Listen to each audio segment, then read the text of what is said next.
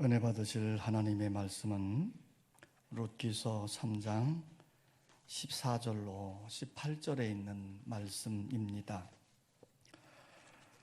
이 계시의 말씀을 읽을 때에 우리와 함께 하시는 주님의 음성으로 들려줄 수 있기를 원합니다. 함께 낭독을 합니다.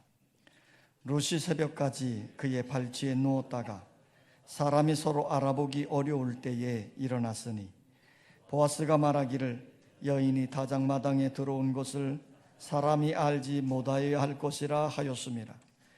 보아스가 이르되 내 겉옷을 가져다가 그것을 펴서 잡으라 하매 그것을 펴서 잡으니 보리를 6번 되어 룻에게 지워주고 성읍으로 들어가니라.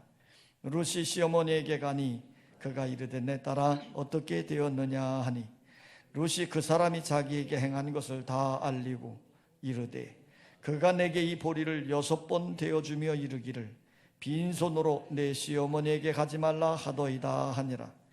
이에 시어머니가 이르되 내 딸아 이 사건이 어떻게 될지 알기까지 앉아 있으라. 그 사람이 오늘 이 일을 성취하기 전에는 쉬지 아니하리라 하니라. 인간은 사회적 존재입니다. 사회생활을 하면서 자신의 존재 가치를 발견하고 서로 관계를 맺으며 살아가는 것이지요. 그러므로 좋은 인간관계를 맺어야 인생이 즐겁고 재미가 있으며 성공적인 인생을 살게 되는 것입니다. 성공적인 인생을 산 앤드류 카네기가 좋은 인간관계를 맺기 위해서는 이 3가지를 잘해야 한다, 그렇게 말했습니다. 좋은 인간관계를 맺기 위해서 우리는 어떤 일에 힘써야 될까? 첫째는 남을 비판하지 말라는 것입니다. 좋은 인간관계를 가지려면 남을 비판하지 말아야 됩니다. 왜냐하면 사람은 100명 중에 99명은 자신이 아무리 잘못된 일을 했다 할지라도 절대로 자기를 비난하지 않는다는 겁니다. 자기 스스로 자기를 비난하는 사람을 보았습니까? 그러니 누군가가 나를 비난하게 되어지면 당연히 그 사람을 싫어하는 것이지요.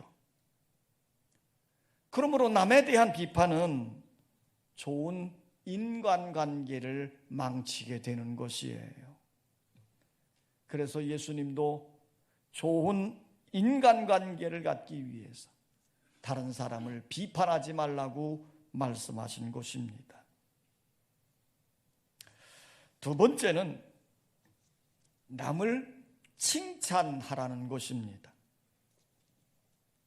좋은 인간관계를 맺으려면 남을 칭찬해 주어야 되는 거예요. 카네기는 칭찬은 무쇠도 녹인다 이렇게 말하면서 가능하면 만나는 사람마다 칭찬해 주려고 노력하며 살았다고 그래요. 칭찬은 고래도 춤추게 한다는 책이 나올 정도로 칭찬을 들으면 듣는 사람도 기분이 좋고 칭찬하는 사람도 기분이 좋아지는 거예요. 세 번째는 상대방의 입장에서 생각해 보라는 겁니다. 좋은 인간관계를 맺으려면 항상 상대방의 입장에서 생각해 보라는 거예요. 상대방의 입장에서 생각해 보면요, 이해가 돼요. 품을 수도 있고 격려해 줄 수도 있습니다. 그런데 자기 입장에서 자기 경험에 비추어서 생각해 보고 바라보니 다른 사람들을 판단하게 되고 비난하고 정죄하게 되는 것입니다. 그러므로 좋은 인간관계는 항상 상대방의 입장에서 생각해 보는 것이지요. 오늘 읽은 본문 말씀을 살펴보면 보아스의 따뜻하고 아름다운 인간관계의 모습을 살펴볼 수 있습니다. 룻이 어렵고 힘든 결정을 내렸어요. 그래서 밤중에 홀로 있는 보아스의 침소에 찾아들었고 보아스와 동침하기를 원했던 겁니다. 그런데 보아스가 이를 거절한 거예요. 이런 상황에서 룻의 자존심과 형편이 어떠했을까요? 그런데 보아스는 일단 거절은 했지만 룻을 섬세하게 배려하여 상처를 받지 않게 주었다는 것입니다. 아침까지 여기 누워있어라. 내가 타작마당에 들어온 것을 사람들이 알지 못하는 것이 좋을 것이다. 누가 보면 이 상황은 보아스의 인품으로 보았을 때에 손상을 가져올 수 있는 상황이고 또 룻도 어려움을 당할 수 있는 그런 상황이에요. 그래서 보아스는 룻에게 섬세한 배려를 해주고 있는 것입니다. 그리고는 내 겉옷을 펴라 그렇게 말하면서 추수 한 곡씩을 7번이나 대로 담아서 퍼주었어요. 이렇게 룻에게 친절을 베풀고 배려해 주는 보아스의 인격은 우리의 주님과 그 인격이 비슷합니다. 예수님이 공생애를 사시는 동안에 이루어졌던 인간관계는 너무나도 아름답고 고귀했지요. 예수님은 세리와 죄인들과 병자들을 늘 가까이 하며 친구가 되어 주신 것입니다. 예수님을 찾아오는 자들을 거절하지 아니하고 만나주셨어요. 치유받기를 원하는 자들에게 그들의 병을 고쳐주시고 건강하게 해주셨습니다. 심지어 어린이들이 오는 것도 환영하며 그들을 축복해 주신 것입니다. 가늠하다 현장에 붙잡힌 여인에게는 정죄하지 않고 사랑으로 품어주셨고 6번째 남자와 살고 있는 사마리아 여인과도 만나서 이야기를 나누면서 생명의 길로 그를 인도해 주셨던 것입니다. 예수님의 인간관계는 사랑하고 이해하고 배려해주고 도와주는 아름다운 관계였습니다. 오늘 우리는 보아스의 아름다운 인간관계를 생각해 보면서 은혜를 받으려고 합니다. 한번 따라서 합시다. 보아스는 룻을 배려해 주고 생각해 주었다. 자, 14절 말씀을 다 같이 한번 읽습니다. 14절 시작. 룻이 새벽까지 그의 발치에 누웠다가 사람이 서로 알아보기 어려울 때에 일어났으니 보아스가 말하기를 여인은 타작마당에 들어온 것을 사람이 알지 못하여야 할 것이라 하였습니다. 지금 보아스는 룻에게 이렇게 말하는 거예요. 새벽까지 그 발치에 누웠다가 사람이 서로 알아보기 어려울 때쯤에 타작마당을 떠나라. 자, 그래서 룻은 새벽에 일어났습니다. 아직 주위가 어두어두해서 사람들이 서로를 알아보기 힘든 때였지요. 이렇게 밤을 같이 보내고 새벽에 일어나서 룻이 집으로 가도록 한 것은 보아스의 세심한 배려였습니다. 당시는 사사시대였어요. 그때는 사람들이 자기의 옳은 소견대로 행하는 문란한 시대였고 전쟁과 다툼이 심했던 시대입니다. 그렇기 때문에 젊은 여인이 밤늦게 길을 간다는 것은 매우 위험한 일이었고 그렇다고 날이 훤히 밝아 집에 간다고 하면 사람들의 눈에 띄게 되고 그렇게 되어지면요 여러 가지 구설수에 휘말릴 수 있는 상황이 되는 것이에요. 그래서 보아스는 룻이 다른 사람들의 눈에 띄지도 않고 위험하지도 않은 시간을 내서 그녀를 집으로 보냈던 것이에요. 사실 이들은 이 만남을 통해서 결혼을 약속했습니다. 이 정도 사이라면 거칠 것 없는 관계로 진행시킬 수도 있었을 것입니다. 그러나 성경은 이러한 상황에 놓인 사람들에게 두 가지 중요한 것을 말씀하고 있습니다. 첫째는 그들이 서로 결혼을 약속했다 할지라도 보아스보다 더 가까운 친족이 있기 때문에 그들의 결혼이 성립되지 않을 수도 있다는 겁니다. 그들은 지금 결혼한 것이 아니에요. 약속만 한 상태였죠. 두 번째는 그들이 결혼을 한다고 하더라도 지금은 결혼한 상태가 아니라는 것입니다.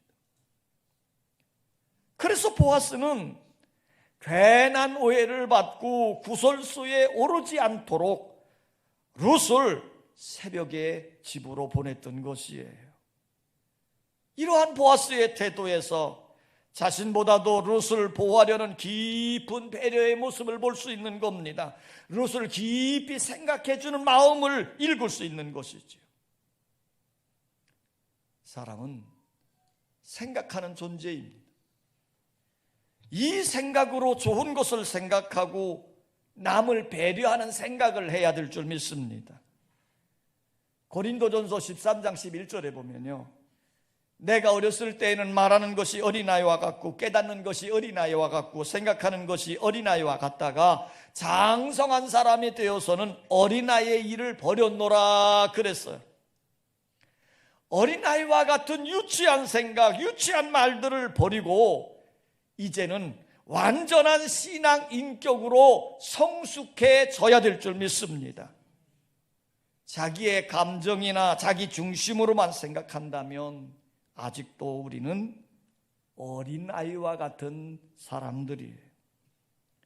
보아스처럼 남을 먼저 생각해주고 배려해줄 수 있는 성숙한 인격으로 세워지시기를 주의 이름으로 축원합니다. 안희숙 여사가 쓴 그럴 수도 있지란 책이 있는데요, 그 책에 이런 글이 실려 있습니다. 못생기고 모양이 없다고 흉보지 마세요. 글을 지으신 분이 그렇게 만드실 것일 테니까 그럴 수도 있잖아요. 화 잘 낸다고 나무라지 마세요. 일 때문에 피곤하고 신경이 늘어지면 그럴 수도 있잖아요. 늦는다고 수군거리지 마세요. 일이 많아 바쁘고 전화통화하다 보면 그럴 수도 있잖아요. 욕심이 많다고 욕하지 마세요.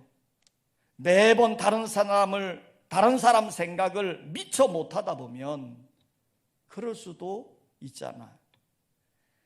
인색하고 사랑이 없다고 미워하지 마세요. 경제에 시달릴 때를 염려하여 절제하다 보니까 그럴 수도 있잖아요. 눈치 없고 염치 없다고 시비하지 마세요. 다 나름대로 생각이 있을 테니까 그럴 수도 있잖아요. 이해하세요. 우리 이해하기를 더 노력해요. 내가 나를 감싸고 가리고 변호하듯이 그럴 수도 있다는 생각을 밥 먹듯 하기로 해요. 그러면 기쁨이 생겨요. 마음에 늘 평안이 있어요. 세상 사는 재미가 있어요. 오나가나 즐겁기만 하고 기쁘고 감사해요. 그럴 수도 있잖아요. 오늘 이 안희숙 여사가 고백한 것처럼 그럴 수도 있잖아요 하면서 이해해주고 상대를 생각해주고 배려해준다면 참으로 행복한 인간관계가 되어질 것입니다. 보아스가 룻을 생각하고 배려하듯 서로 생각해주고 배려하며 살 수 있기를 주의 이름으로 축원합니다. 따라서 합시다. 보아스는 룻을 도와주었다. 자, 15절입니다. 15절을 다 같이 한번 읽습니다. 시작.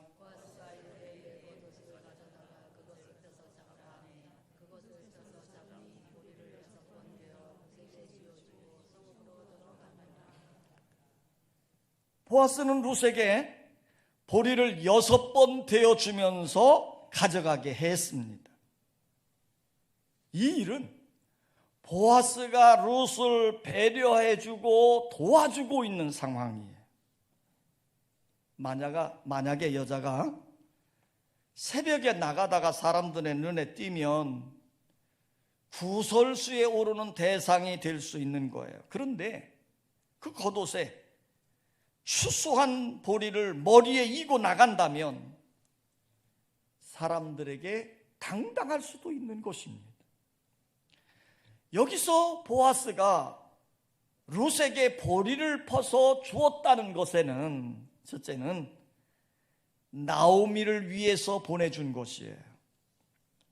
보아스도 룻과 같이 나오미를 위하는 마음에서 곡식을 퍼준 겁니다. 두 번째는 룻이 새벽 미명에 타작마당에 나왔다가는 구실을 마련해 주고 있는 거지요.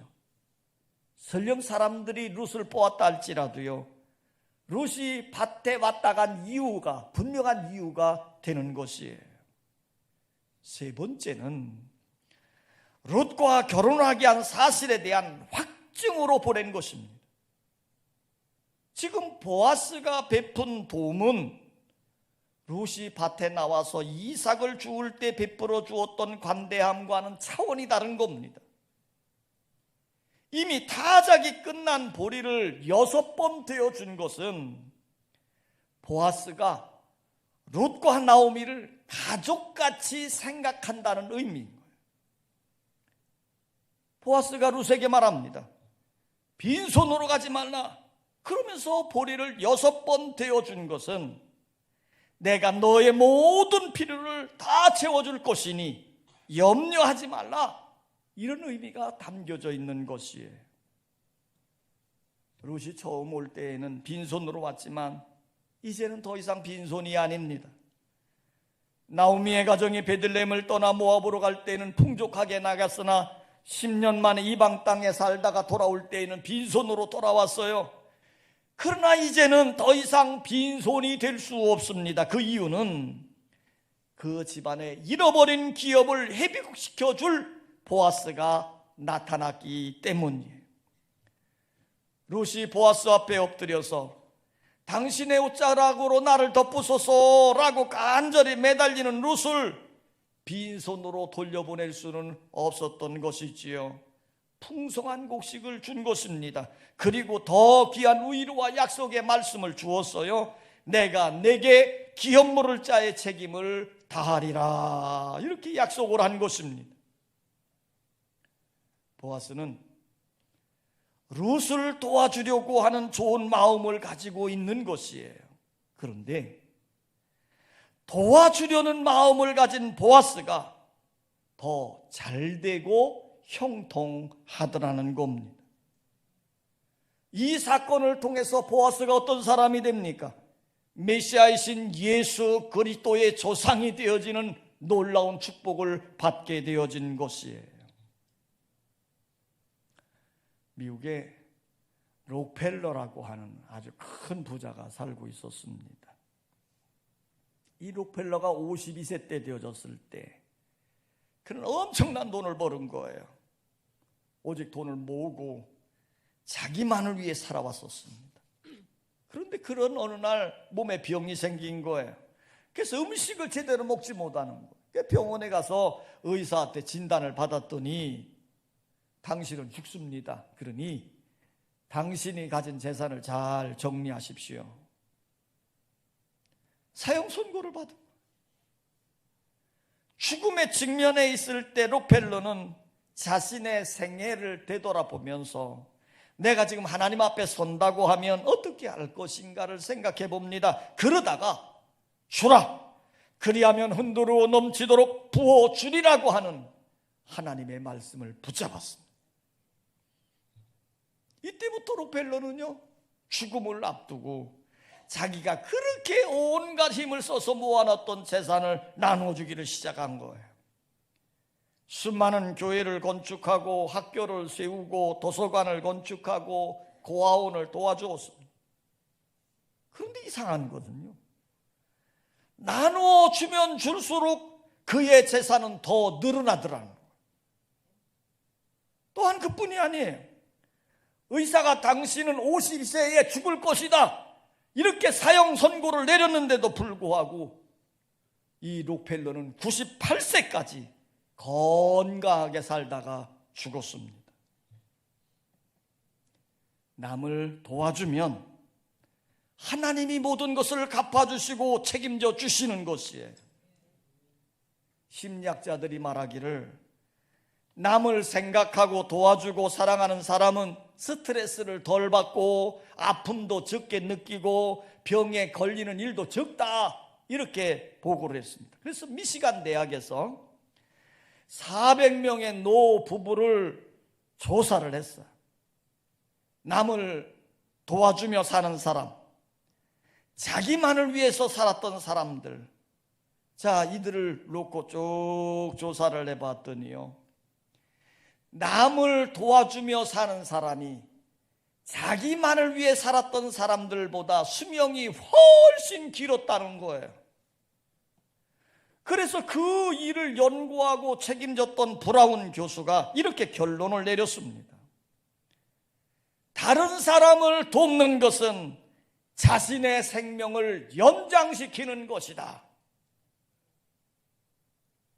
늘 배려해주고 도와주는 넉넉한 마음을 지녀야 할 줄 믿습니다. 보아스는 이런 넉넉한 마음을 지녔습니다. 보아스가 룻에게 빈손으로 돌려보내지 않고 보리를 6번 되어 풍족하게 보낸 것처럼 우리의 신랑 되신 예수 그리스도도 그의 백성들을 결코 빈손으로 돌려보내지 않으시는 분이십니다. 왜냐하면 우리 주님은 인간의 죄악을 구속하시기 위해 십자가에 달려 죽으심으로 친히 죄값을 다 지불해 주시고 우리에게 생명과 영생을 허락해 주신 것이지요. 또한 우리의 필요에 따라 풍성하게 채워주시는 분임을 믿습니다. 따라서 합시다. 보아스는 룻에게 희망을 심어주었다. 보아스는 룻에게 겉옷을 펴서 잡아라, 이렇게 말하고는 보리를 6번 퍼서 대로 담아가지고 담가준 거예요. 여기서 왜 보아스는 대로 6번을 담아주었을까? 여기에 보아스가 룻과 나오미에게 주는 중요한 희망의 메시지가 담겨져 있는 거예요. 구약의 안식년 규례를 살펴보면 6년 동안 일하고 7년째 되는 해는 쉬는 해입니다. 왜냐하면 7년째가 되어지면 잃어버린 땅을 회복할 뿐만 아니라 1년 동안 쉬기 때문에 이스라엘 백성들은 6년째 되는 날을 되게 기뻐하는 거예요. 땅도 6년을 경작하고 1년을 쉬어야 하기 때문에 7년째 되는 안식년은 희망이요, 축복이요, 기쁨이었습니다. 그래서 이들은 6년 동안 봉사와 수고의 기간이 끝나면 7년이 오는 축복의 시간을 기다리게 되어지는 거지. 지금 보아스가 룻에게 보리를 6번 되어주는 이유는 이제 이삭을 줍는 너의 가련한 수고가 끝나고 앞으로 너의 미래는 안식과 기쁨과 평안이 있을 것이다라고 하는 묵시적인 희망을 보여주고 있는 행위였습니다. 보아스는 룻과 나오미에게 희망을 주고 있는 거예요. 그러므로 좋은 인간관계는 꿈을 심어주고 희망을 심어줄 때 생겨지는 것이지요. 좋은 지도자들도 마찬가지입니다. 좋은 지도자들은 백성들에게 희망을 안겨주는 거예요. 우리가 역대 많은 대통령들이 있습니다마는 누가 잘했네 못했네 뭐 이런 걸 떠나서 정말 우리들에게 큰 희망을 주었던 대통령 한 분이 계셨어요. 누굽니까? 박정희 대통령이죠. 그분은 새마을 운동을 하면서 잘 살아보세 늘 구호를 외치게 했고요. 새벽종이 울렸네 노래를 부르면서 희망을 가지고 힘차게 일터로 나가게 했어요. 그 결과 대한민국이 경제 강국이 되어지는 기초석을 마련했던 것입니다. 남아프리카 최남단에 가면 희망봉이라고 하는 곳이 있어요. 그런데 이곳을 처음 발견한 사람이 누구냐면 포르투갈의 항해자인 바르톨로메오 디스라고 하는 사람이었습니다. 그러니까 이제 폴란드의 이 상단이 이제 많은 물건을 싣고 유럽을 떠나서 이제 인도를 향해 가는 거예요. 근데 그들이 가다가 아프리카 남단을 이렇게 돌아야 되는데 이곳을 가다가 큰 풍랑을 만났습니다. 그래서 엄청 고생을 한 거예요. 그래서 그곳을 통과하고 난 다음에 너무너무 고생했기 때문에 그곳의 이름을 폭풍의 곳이다 이렇게 이름을 지었어요. 왜? 풍랑을 만나가지고 너무너무 고통을 당했기 때문이거든요. 그런 일이 있은 다음 몇 년이 지난 1497년에 바스코 다가마라고 하는 분이 그 똑같은 장소를 항해하다가 인도로 가는 항해길을 발견하게 된 겁니다. 당시에 유럽의 사람들은 인도가 희망의 땅이었거든요. 그 인도로 향해 가는 항해를 발견했어요. 그 길로 가면 인도로 잘 갈 수 있는 길이 되어지는 거예요. 그때에 포르투갈의 왕 주왕 2세는 그곳 이름을 희망의 곳이다 이렇게 이름을 붙였습니다. 똑같은 장소였는데 폭풍의 장소가 아닌 희망봉이 되어진 곳이에요. 그래서 오늘날 많은 사람들이 남아프리카를 가는 그 길이 어렵지만 그래도 희망봉을 찾아가는 거예요. 왜 그럴까요? 희망봉이니까요. 희망이 열리는 장소로 생각하기 때문에 찾아가는 겁니다. 이처럼 사람들은 희망을 원하고 있는 거예요. 보아스는 룻과 나오미에게 희망의 마음을 심어주고 있는 것입니다. 이제는 내가 기업물을 일을 행할 것이므로 고생 끝 행복 시작이라고 하는 희망의 메시지를 던져주고 있는 것이지요. 우리의 주님도 우리에게 놀라운 소망과 희망을 심어주는 줄 믿습니다. 예수님이 이렇게 말씀하셨습니다. 내 아버지 집에 거할 곳이 많도다. 내가 너희를 위하여 거처를 예비하러 가노니 가서 너희를 위하여 거처를 예비하면 내가 다시 와서 너희를 내게로 영접하여 나 있는 곳에 너희도 있게 하리라. 천국에 대한 희망, 천국에 대한 소망을 품고 사시기를 원합니다. 룻의 말을 다 듣고 난 나오미가 룻에게 이렇게 권고를 합니다. 18절입니다. 18절 다 같이 시작.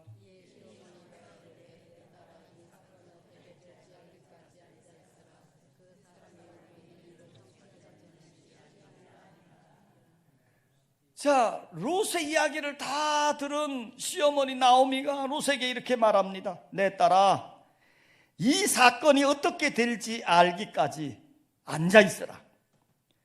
그 사람이 오늘 이 일을 성취하기 전에는 쉬지 아니하리라. 자, 지금 앉아있으라는 거예요. 조용히 침묵하고 기다리라 이 말입니다. 왜 그럴까요? 여기엔 두 가지 의미가 담겨져 있습니다. 하나는 이제 우리가 할 일을 다 했다 이 말이에요. 룻도 나오미도 율법을 따라 믿음으로 적극적으로 행할 일을 다 한 겁니다. 룻은 시어머니의 말에 순종을 했고 하나님을 경외하는 믿음으로 행했던 것이에요. 지금부터는 보아스의 차례라는 겁니다. 그 사람이 오늘 이 일을 성취하기 전에는 쉬지 아니하리라. 그렇습니다. 우리의 신앙생활도 이와 같습니다. 하나님 앞에서 기도하고 믿음으로 행한 다음에는 하나님이 행하시도록 기다려야 되는 거예요. 말씀을 기다리고 응답을 기다리고 축복을 기다려야 하는 것이에요. 두 번째 의미는, 앉아있으라고 하는 두 번째 의미는 뭡니까? 자기를 돌아보는 시간입니다. 나오미가 룻에게 앉아있으라 권면한 것은 이제 너는 보아스의 신부로서 너 자신을 돌아보아 단장하라, 준비하라, 이런 의미입니다. 지혜로운 다섯 처녀가 기름을 준비하여 신랑을 기다린 것처럼 신부로서 아름답게 단장을 해야 하는 것이지요. 사랑하는 성도 여러분, 오늘 우리가 다시 오실 예수 그리스도를 맞이하기 위해서는 믿음과 사랑과 소망으로 여러분의 믿음을 잘 단장해야 될 줄 믿습니다. 보아스는 참 좋은 인간관계를 가진 인격자였습니다. 룻을 배려해주고 생각해주는 마음을 가졌습니다. 룻을 도와주고 나오미를 도와주는 마음을 가졌습니다. 룻과 나오미에게 희망을 심어주었습니다. 이 보아스는 영적으로 우리의 신랑 되신 예수 그리스도이십니다. 예수님은 오늘도 우리를 생각하시고 도와주시며 소망과 희망을 품고 살도록 우리를 인도해 주시는 것이에요. 예수 그리스도 안에서 풍성한 은혜를 누리며 사시는 여러분의 삶이 되시기를 주의 이름으로 축원합니다. 아버지 하나님, 우리가 사는 삶 가운데 하나님은 만남을 통해 축복의 길로, 은혜의 길로 인도해 주고 있습니다. 룻과 보아스의 만남, 참으로 아름다운 인간관계를 이루어감으로 인해서 그 안에 계시된 하나님의 언약, 하나님의 축복이 성취되어져 감을 보게 됩니다. 아버지 하나님, 우리에게도 아름다운 인간관계를 가짐으로 우리의 인생의 삶에 기쁨이 있고 즐거움이 있고 희망이 있는, 그래서 그 인간관계를 통해서 살 능력을 얻는, 새 힘을 얻는 아름다운 기회들이 되도록 은혜를 더해 주시옵소서. 많은 사람들의 예수 그리스도를 만남으로 삶의 희망을 얻게 되어지고 변화된 모습으로 살아갔던 것처럼 우리에게도 예수 그리스도를 믿음으로 예수 그리스도 안에서 참된 안식을 누리고 내일에 대한 희망을 품고 나가도록 은혜를 더해 주시옵소서. 예수님의 이름으로 기도하옵나이다. 아멘.